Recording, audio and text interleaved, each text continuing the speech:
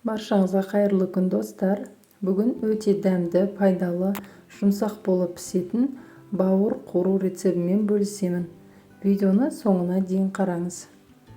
Ол үшін бізге бауыр, тұз, қара бұрыш, сұйық май және пияз қажет болады. Ең алдымен бауырды осылай ұзынша етіп соломкаға турап аламыз.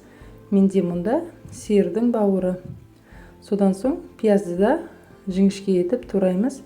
Мен мұнда пияз үлкен болған соң бір данасын қолдандым. Егерде сізде пияз кішкене болса 2-3 данасын қолдансаңыз болады. Содан соң табамызға сұйық май құйып жақсылап қыздырамыз. Астындағы от қатты шығып тұру керек. Содан соң бауырды 5 минуттай қатты отта қуырамыз. Міндетті түрде қатты отта қуырамыз. Сол кезде біздің бауырымыз жұмсақ болады. Қоңырқай түске енгенше араластырып отырып қуырамыз. Егер сіздің өзіңізде немесе жақыныңызда қаназдық, яғни гемоглобин төмен болса, осы бауырды жиі қуырып жесеңіз өте жақсы әсер етеді.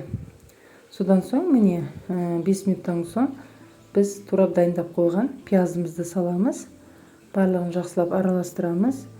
Содан соң дәміне қарай қара бұрыш, тұз саламыз. Тұзды кішкене көбірек саламын, себебі бауыр тұзды көп сіңіреді. Енді барлығын жақсылап араластырып, бетін жауып 10 минут бұқтырамын. Астындағы от орташа отта болып тұруы керек. Бауыр өте тез дайын болады. 15-20 минуттың ішінде толығымен піседі. Кез келген гарнирмен ұсынсаңыз болады, немесе осылай өзінде жесе өте дәмді болады. Міне осымен біздің өте дәмді, жұмсақ болып піскен бауырымыз дайын. Әркімнің өз пісіру әдісі болады. Сонда да мен сізге өз пісіру әдісімен бөліскім келді. Егер сізге кішкене болса да пайдалы көмегім тисе, мен өте қуаныштымын. Видеоны соңына дейін қарағаныңызға көп рахмет. Каналға тіркеліп, лайк басып қоюды ұмытпаңыз. Сондай-ақ төменге өз пікіріңізді жаза кетуіңізді сұраймын.